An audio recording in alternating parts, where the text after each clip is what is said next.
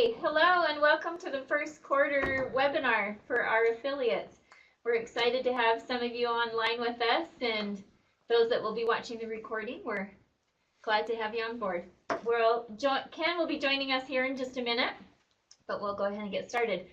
Before we dig into the agenda, though, I have just one quick announcement that Mary asked me to make. She is looking for affiliates to teach workshops at some of the summits that she has going on this year.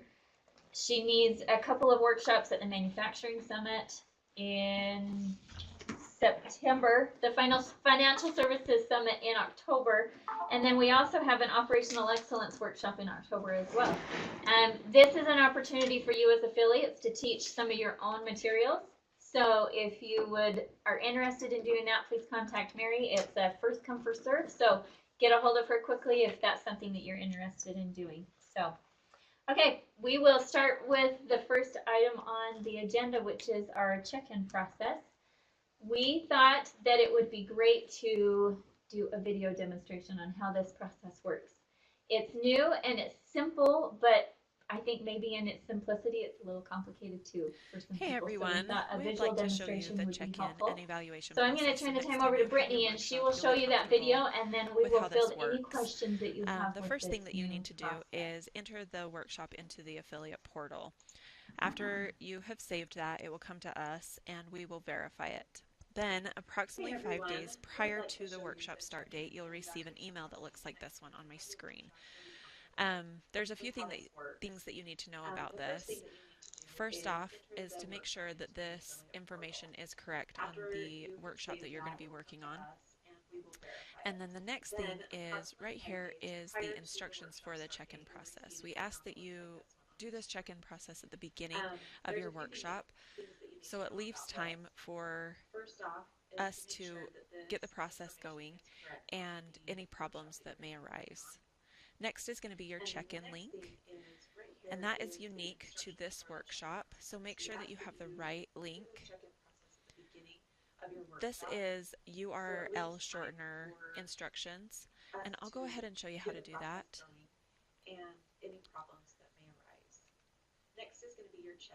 You're going to copy your link, and that is unique to this workshop, so make sure that you have the right link. And then go to bit.ly.com, paste your link in there, and it will come up with a shorter link, so it is easier to write on the board if you're going to be doing that, or you can copy this and paste it in one of your slides, so they have it at the beginning of their workshop. Next thing is how you decide to let them check in. The attendees can check in on a personal device, or you can provide one for them. If the internet is not available, a couple of ideas that we've had is to email the attendees the link prior to the workshop start date, so they can be checked in even before that they get there if the internet's not accessible.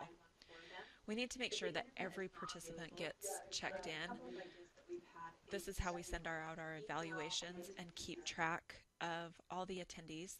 So if you can just make sure that every attendee gets checked in, that would be great. And I will go ahead and show you what they will see when they check in. So this is how it looks when they click on the link or go to the link. There's a couple instructions up here. We've had a couple error messages, and those being two different things.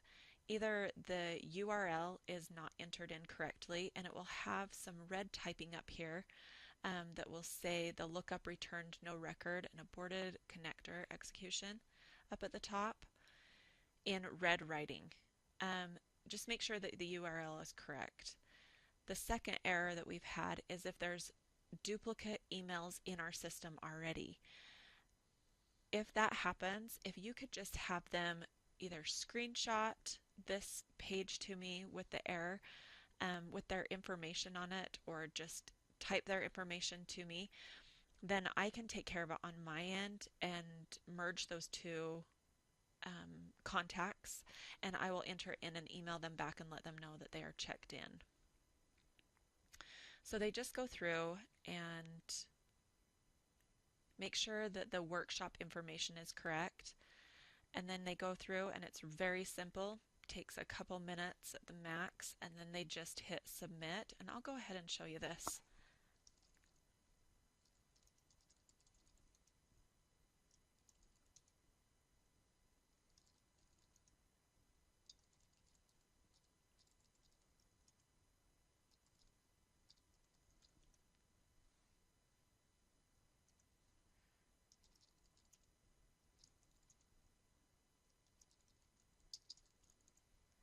All right, and then I just hit submit down here.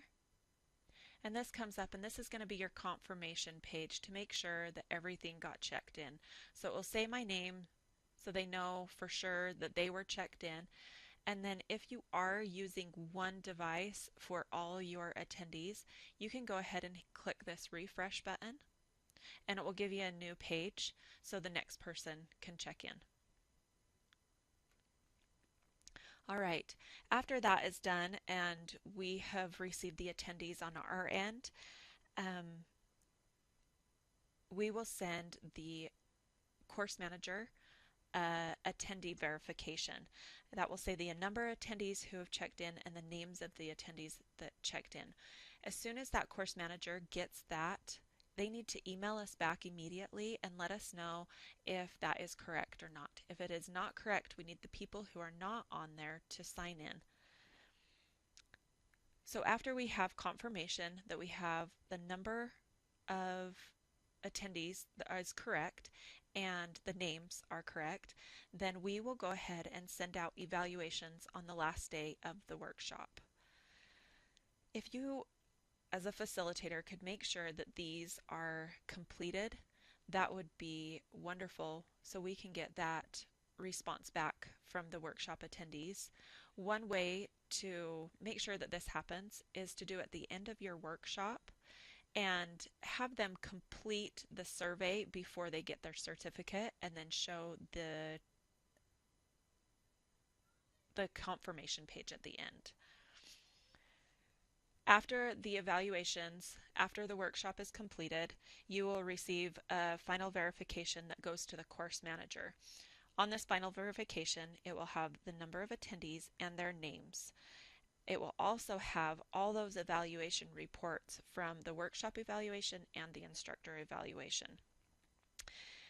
Anytime during this process that you have any questions, we ask that you contact me, Brittany McCoy, or Amy Sadler, and we would gladly help you out during this process.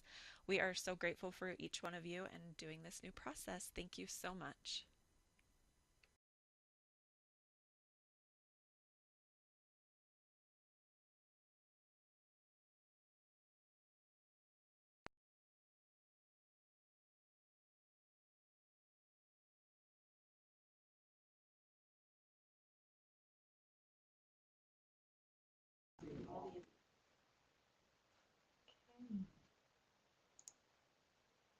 All right. I have Nate here with us. He is one of our IT students, and he is the key developer of this new check-in process. And he and Brittany have been working really closely with this since we implemented it last October. So I'm going to let them field any of your questions and see where we want to go with this. Yeah, let me ask if he's the course manager. Do you want me to take that? Yeah, go for it. The course manager, it will say it when you put it into the affiliate portal. It will ask who the course manager is. This can be the facilitator. It just is who is going to be managing the course. I think Stefan had a question too, you might ask. Stefan, did you have a question?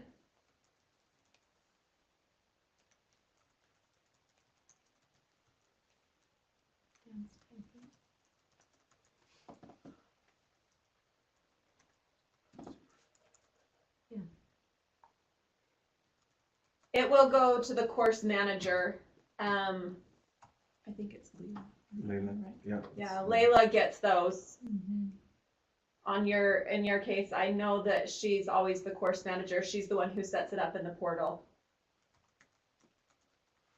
If you'd like it to go directly to a certain person to stay down, if you wanted it to go directly to you, then she would need to set you up as the course manager on that one as well.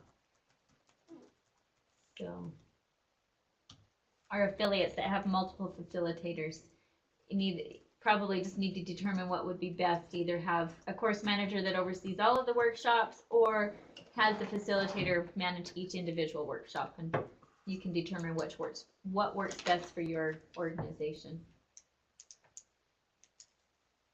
Thank you. Okay, that sounds great. Paula doesn't have any questions. Does anyone else online have questions about that process?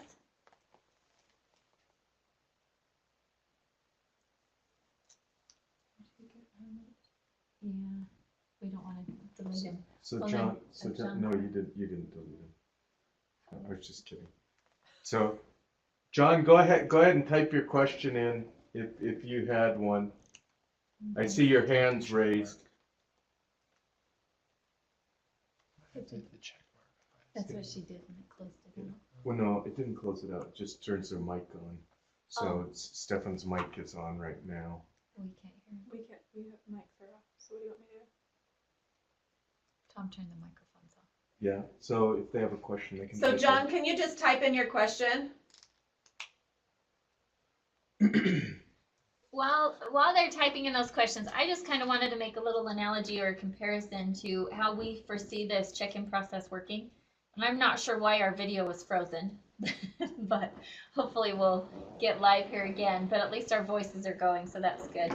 Kind of think of it as if you were checking in for a flight at the airport. They always send you an email 24 hours before your departure saying it's time to check in. If you don't have internet at your facility, like Brittany was mentioning in the video, you are welcome to send out an email to your participants and saying it's time to check in. Check in before you arrive, before the workshop starts, and then everything is ready to go. Or you can have them do it right when they get there and turn in their luggage, per se, if they were at the airport. So you have some options. We don't suggest that you do it anywhere longer than 24 hours. We would like to see that check-in process used within that 24-hour window. But you can use it in any way. It doesn't have to be at 8 a.m. on the first day of the workshop. It just needs to be done by 10 a.m. So if you wanted to do it the day before, then that's fine. That's fine as well. So The most accurate though is the day of. mhm. If there's any changes or anything, so just be prepared that if they do check in before, that you will need to make any changes necessary. So yeah, okay, we agree, John. I think that's probably a nice thing to work through. So okay, Mariana's typing, or was. So. Oh, there we go. We're here. We're back. So. Okay, we'll wait just another minute or so and see if anyone else has any more questions. Stefan, if you want to just type your comment or question in.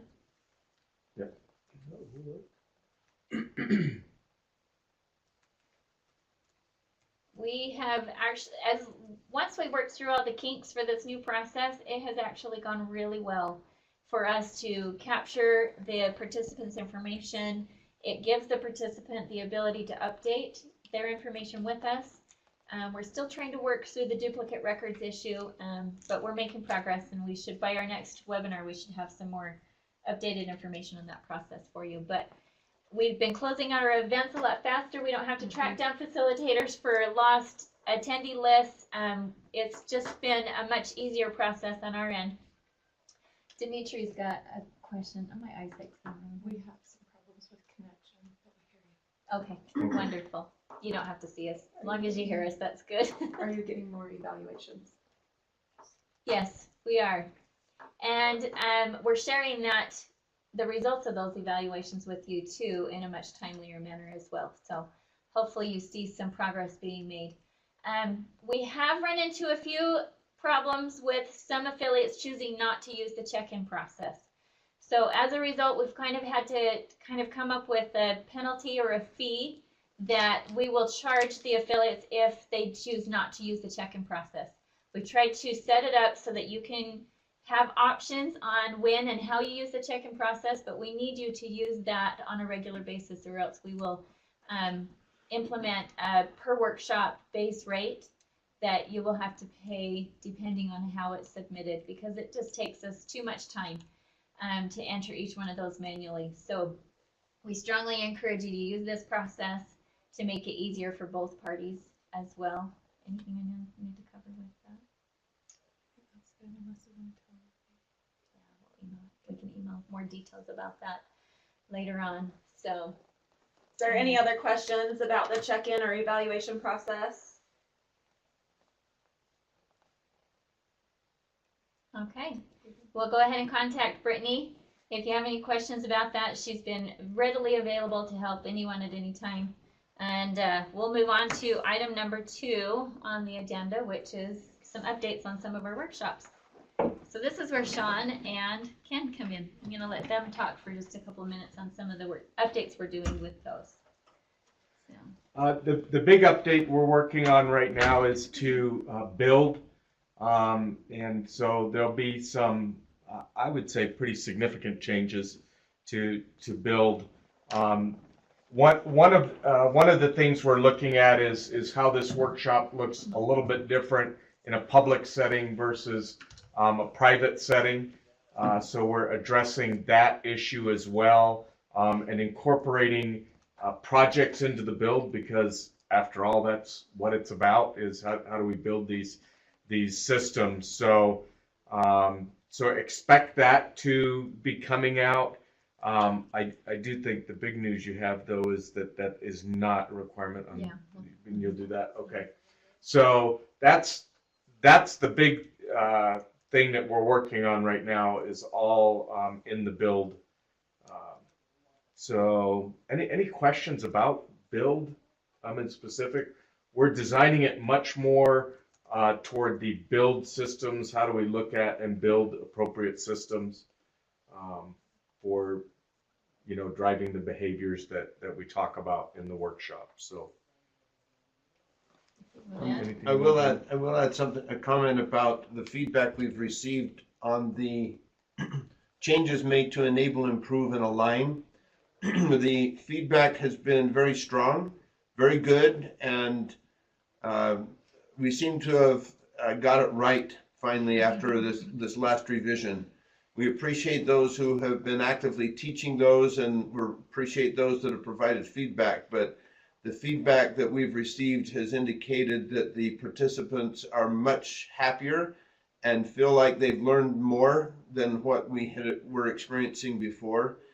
This is consistent with the feedback that the affiliates gave us about the previous workshop and and we appreciate some of the ideas that were provided to us on how we might improve those workshops. But it has been a big success, and we are grateful to see that happen, and would like to encourage those who haven't taught those yet to give it a shot, because it's turning into really good opportunities for our affiliates. Yeah, and I will add one more thing about build, just to touch on what Ken just said about opportunities for our affiliates. Part of the design of the build is because the affiliate is the one giving the workshop, and this is the affiliate's opportunity to make that connection with the potential customers that they have in the workshop. So we're making sure that we're leaving enough leeway, and we will pilot some of this to make sure that we've got it right with affiliates. But that is the connection point, is doing those projects. That is what gives the affiliate the ability to work with those potential customers that are in the workshop. So when I say that, you can see how this looks a little bit different in a public setting or in an internal workshop. And I think you all have experienced the difference between those two types of workshops and how much more consultative in nature a private workshop becomes than a public one does. Anything? No. Any questions on that? Yeah, Dan Dan's asked. got a question, but I think some of the feedback that we're getting on the depth workshops, the revisions that we made last year, is what's driving us to revisit the build workshop. That it needs some improvements, some enhancements, and so even though we're several months away from releasing anything, we just thought we would let you know that that's what we're working on, so that if you've taught that build workshop and you have some ideas and suggestions of things that you think would be valuable to include in the workshop, now's the time. Get with Sean and Ken or I if you'd like, and we can include some of those things to help enhance and improve that workshop. It's turning. So Dan, your question about how affiliates will be notified of the revisions, we'll roll them out like we did last year. We will talk about them in the webinar. We might even provide some video training like we did. Sean will love that. He hates being recorded. But we'll put him in front of the camera and he can talk through step by step of all of those changes and let you know so that you're prepared and ready to teach that when it is released. But I still think we're several months away from doing that. So get in touch with us and let us know if you have some suggestions and direction that you think would be helpful, and we will take those into consideration. So, okay, we've got somebody typing. We'll wait just a second.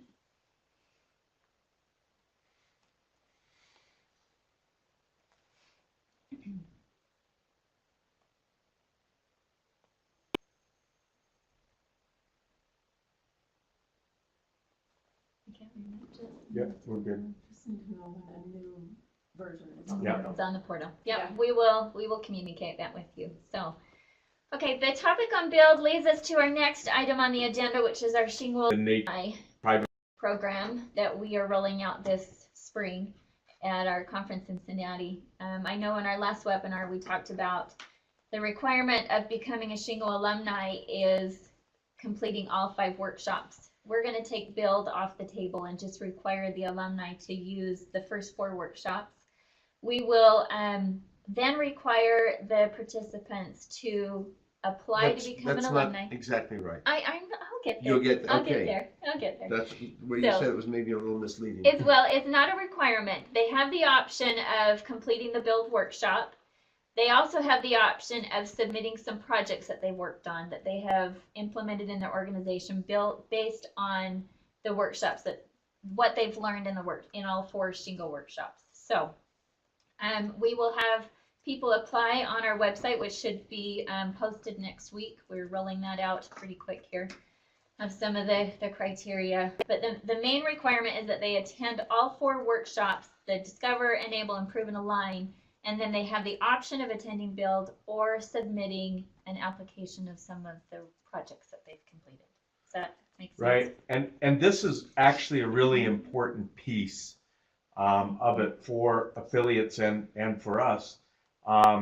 If you think about it, when you're trying to market these workshops, you're looking at the decision makers want to know what the ROI is. Well, these types of things being turned into us and knowledge of what the projects are and the results of these projects will not only help us in our marketing efforts, but will also help you because we'll be able to actually segment out those for you. So we'll know which organizations are getting what results are dedicated to them. So we'll be able to help you with that as this information comes into us.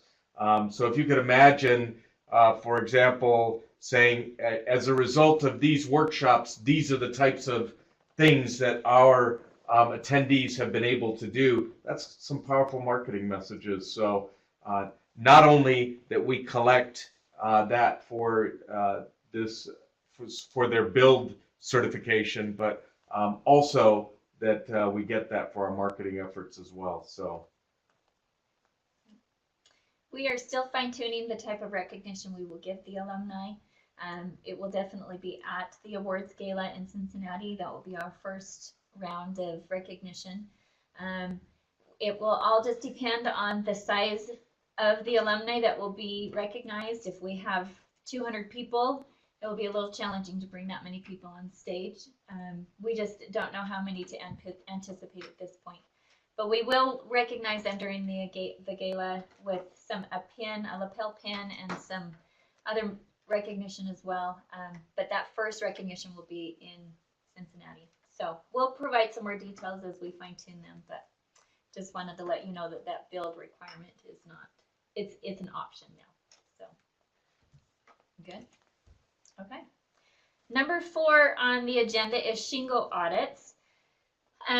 With the increasing number of facilitators that we have worldwide, it is very challenging for the Institute to assess and evaluate our facilitators around the world.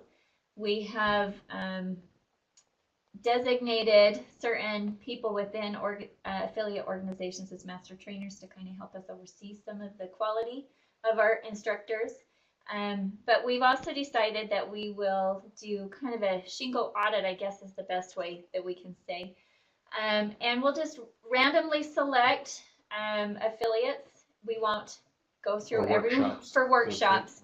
Yeah, our main goal is just to make sure that the quality of instruction and the workshop materials is covered appropriately, and just you know, just trying to make sure that we can maintain the level of instruction that we desire. And so what we've decided to do is create secret shoppers, per se. That's the best term I've been able to come up with. Where we'll just have random people that are familiar with the shingle model, people that are trying to become shingle examiners that haven't completed the workshops and kind of need that nudge to kind of help them along the way. We will have them register for a random workshop. I don't know, if we might even just do one a quarter or something. They'll register for the workshop and they will arrive. They'll be a normal attendee. Normal attendee, just like anybody. You won't know who it is. We're not going to designate them as a shingle representative. They'll just attend the workshop and then provide us with some feedback on the instructor's quality of instruction, the Gemba site, if everything worked well, if the curriculum was used appropriately. Lots of different things that I'm sure the workshop participants are evaluating you on as well, but we need just a little bit more in-depth evaluation or assessment that can be reported back to the Shingle Institute. So we just wanted to be transparent, let you know that that's something that we're doing. It's something that we can do according to our agreement. It kind of gives us the authorization to do that. We just thought we'd give you a heads up and let you know. It's just part of the quality control process that we're going to be using. So. And we see it as a way to raise the bar and keep you on your toes a little bit. Because I think if people are anticipating someone being there and instructing them, I think it encourages them to perform a little bit better than they normally would. So, okay, we have a couple of comments here. Can you read those? Why a secret shopper approach versus a more transparent feedback approach, both to Shingo and the presenters? Well, we currently get the evaluations and that is as well. So actually for us this works in two good ways. I mean, one is to get additional feedback, of course, and the other is to get is to be able to get some people trained as well. So if you can imagine, we have a lot of examiners out there that want training as well. So it kind of works for us in both ways. So, you know, and to be simple, I mean, it's just a quality control as you would expect in anything else that's done. So. And it's not that we're having any problems with any necessarily. Yeah, with the instruction, we just want to make sure that we maintain that level and keep the bar raised, because we believe firmly that when people come to a shingle workshop, they're walking away with a valuable experience that will help them across every aspect of their jobs and their personal lives, and so we want to maintain that level of excellence as well. So that's just one of the ways we've been able to do that. Dimitri's question is, you know, this would be an open event, and yes, we would not be able to have people register as secret shoppers for a public or a private event. This would just pertain to the public events, and we will come up with some other ways to evaluate the instructors for the private events as well. I think the other important thing that Amy said as well is that we can't get around to all of these. It's just not possible. We can't even get around to a fraction of them. So it's a way to expand our reach, which, you know, we just don't have the resources otherwise to do that, so. We're stretched pretty thin Yeah. just to provide the training that we Exactly. can for new facilitators. So this is just our way that we can do it. Dave asked if it be standard or published before a secret shoppers attend. No, our intention is to keep it secret. Yeah, no, So- it would not, actually, it would not be published, no. We would send the person that would be attending the workshop with a letter to notify you when they arrive to the workshop. So at the beginning of the workshop, you would know that they're No, there. they won't know till after. Oh, after. Yeah, till Thank after you the for fact, you will clarification. not have any, Yeah. this is no different than, the sky marshal sitting on a plane that nobody knows who they are. That's the whole intent. Yeah. The whole intent is we don't want to disrupt anything. We don't want anything to go any different than it normally would. Kind of like I've said about assessments in the past, right? Ideally, the way I'd like assessments to run is the team shows up. When we dictate the team shows up, and nobody's ready for them to be there. Of course, that's not practical in this case of how we do assessments. So we're currently doing them much differently than that. But ideally, that's how we would want to do them, because that's the best picture of reality and how things happen. And that's really all we want to know, is how can we help? And the best way to help is to know what's really happening. So. And like I said, it won't be a lot of secret shoppers throughout the year. It will just be a random selection, maybe one a quarter or something. We haven't determined that at this point, but when we have, nearly 200 workshops taught a year, that Yeah. percentage will be pretty small. But we just thought we'd let you know so that we can keep working. Will you read Ken Siegel's comment? We should all be committed to the highest level of excellence. Absolutely. Of course, question relates to thinking through the entire improvement cycle. Look forward to seeing how it works. Yeah. And then Dave Yep. says, I was referring to the audit criteria used for the auditor, not the person being there. Okay, yeah. Right. Thanks, Dave and Ken, for your comments. Perfect. We're curious to see how it works as well. We like to try things, and if Oh. it works, we'll do it again. If it doesn't, then we'll try to find a better way to do it. So And to address your question, Dave, which we didn't, that's your point on your question. Yes, you will know what the criteria is, of course. yes, Yeah. we will Sorry. notify the affiliates Yeah. of what they will be evaluating on, so that part of it's not a surprise. Yes. Yeah, absolutely. Anyway, okay. Looks like I got a couple more people coming. I think this is a good thing, by the way. Thanks, Dave. Oh, thanks, Dave. Yeah, actually, we will probably, as we do with most things, talk to several affiliates as we develop Mhm. the criteria. I mean, the whole intent is for it to help everyone, so. Mhm. Definitely. Make sure you stop typing, so you're good. Okay. Oh, Leila's typing now. Just a couple more comments here. We skipped Leila's question. What is hers?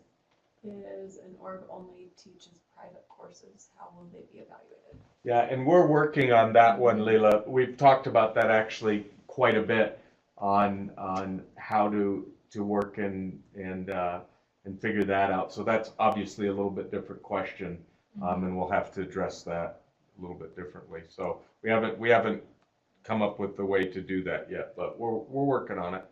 The only idea we had along those lines was that we would have the host facility of a private workshop evaluate the instructor on a more in-depth level than what the participants would do. So that was Yeah. the idea that we had, but we'll have to talk about that a little bit more. Yeah. Absolutely. Anyway. Good question. Okay, number 5 on the agenda is exhibiting at our conference in Cincinnati, and Brittany's going to oversee that this year, so I'll let her talk about some of the things that she needs from each of you. Okay, I went ahead and I had emailed all the affiliates over a month ago to see if there was anyone wanting to be an exhibitor at the conference. Packets will be going out around the end of this month. We got those from the conference center. So if there is anyone that is interested in exhibiting, I need you to email me immediately so we can get you on our list and get you set up at the booth. That's pretty much it. Just I need to know that, and then I'll get you the conference packet and you'll just need to let me know if you need anything like power or if you have any special requests or anything like that. So if you could please just let me know if you would be interested in coming. And just a reminder, as an affiliate at our annual conference, you can send up to 3 people complimentary, and you obviously get the exhibit space as well. So we hope that you can send and use those seats to come and join us at the conference. And then all of the summits that we're doing that hopefully some of you will be joining us at with doing workshops at those events, you'll get 2 seats for each of those as well. So, okay.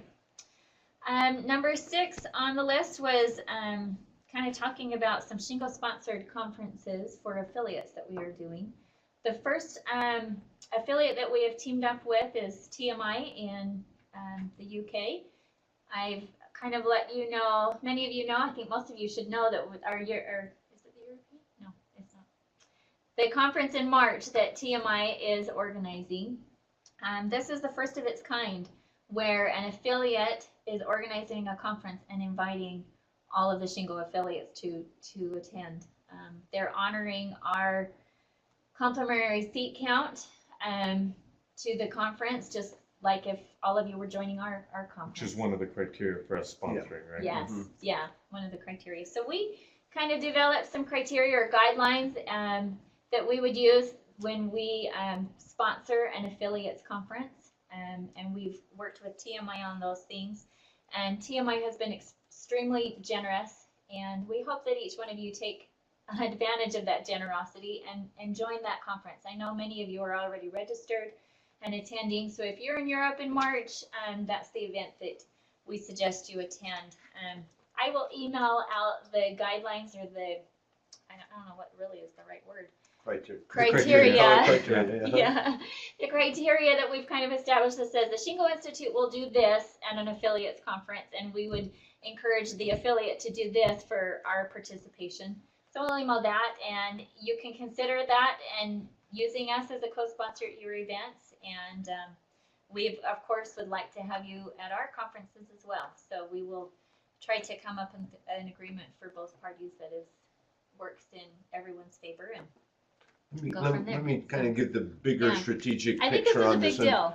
So this is a big deal because we are very much in favor of seeing Shingo, the Shingo model, the Shingo prize, all things related to Shingo to get wider coverage, but done so in a way that is so if we were to just do a conference with one of the affiliates, that's not necessarily fair because we're generating opportunities for that affiliate and to the exclusion of other affiliates. And so we tried to figure out a way to make it so we can have more Shingo themed conferences, more Shingo Institute involvement in conferences, and do it in a way that builds the market in a fair way that is equal opportunity to all of you. And we think we've hit upon a combination of things that the affiliate can do and that we can do together in organizing conferences that are organized by affiliates, but in which we participate, that will be fair to others as well. And all of you have the opportunity to do this, and we are excited about this opportunity. This we think is a big deal in a way of getting the word out in a more broad to a broader audience. And so we're kind of crossing our fingers and hope it works really well, but we think we've hit upon a formula that might work to accomplish all those objectives. Definitely. Just a reminder on those conferences that we are organizing as well as other affiliates that are organizing. I provided you with some of those dates in an email in December. So we hope that you will join us for especially those regional conferences when we're in Brazil and Germany, and we're including all of the affiliates in each of those events. So we'd like to see you there if you can, and we will involve you in any way possible. So that's all the items that I have to cover in the webinar. If any of you have questions or topics that you'd like to bring up, you're more than welcome to type them in. Have we sent all of the different conference events to all of them? So everybody knows about all the different conferences. Yep. Okay, good. Every event that Mary's in charge of, I let them know about. So. Okay, great. Well, thank you for joining us for the first quarter. Our conference is May 1st and 2nd in Cincinnati, so we will probably have a webinar in April to kind of gear us up for that conference. And then we will schedule individual meetings with each of you in Cincinnati so we can have a face-to-face chat. And Brittany will be there, so you'll be able to meet her. I should probably also mention that Case is no longer working with us. So if you're emailing him, he's forwarding me those emails, but he'll only have access to that email for a little bit longer. He quit at the end of December so that he could focus on his last